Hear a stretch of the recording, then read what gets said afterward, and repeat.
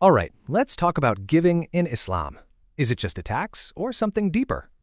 Most of us know zakat as that 2.5% annual tax, right? A mandatory yearly calculation. But what if the Quran is actually pointing to something else? Not a tax, but a mindset. To get it, we have to see how the Quran frames wealth. It's called rizq, a divine provision.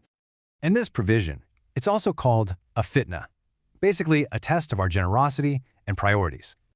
And get this, wealth has a haq malum built right in, an inherent right for the needy. Now this is where it gets really interesting. This one verse connects all the key ideas. So Sadaqah and Zakah aren't separate rules. They're actually two sides of the same conscious act. Here's the breakdown. Sadaqah is the sincere act of giving. Zakah is the result, purification and growth. Okay, so if it's not a fixed percentage, then what are we actually required to give?